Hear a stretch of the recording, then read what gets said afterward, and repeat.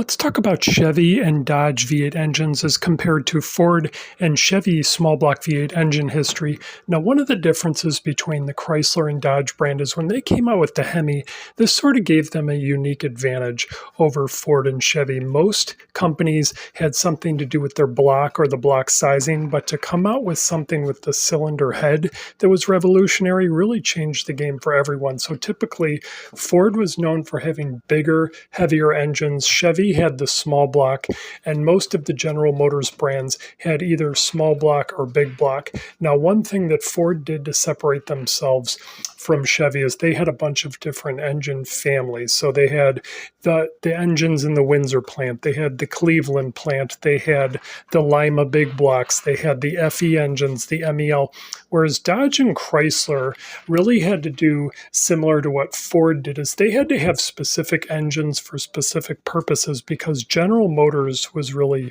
flooding the market with so many different products and so many great engines. So, for example, let's start with the General Motors brand. So Buick had the nailhead pushrod V8. Cadillac had V8s for longer than any of the GM brands.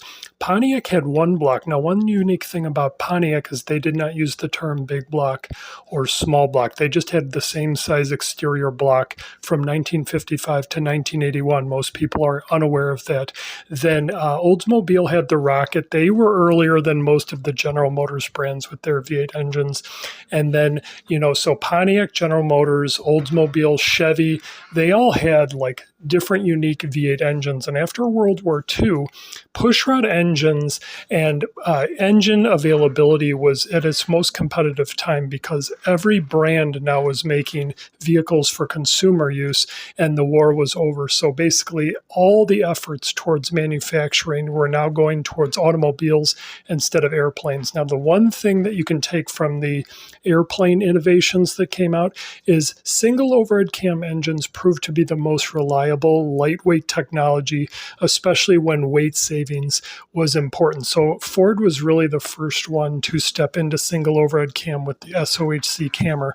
So when the Dodge Hemi came out, that was Ford's answer. Now, unfortunately, it was banned in NASCAR, but it was used in drag racing.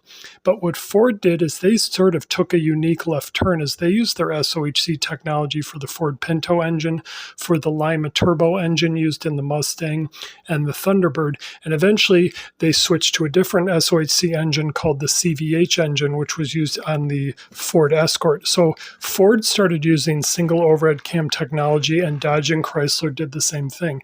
They came out with their 3.5 SOHC V6, which became their most popular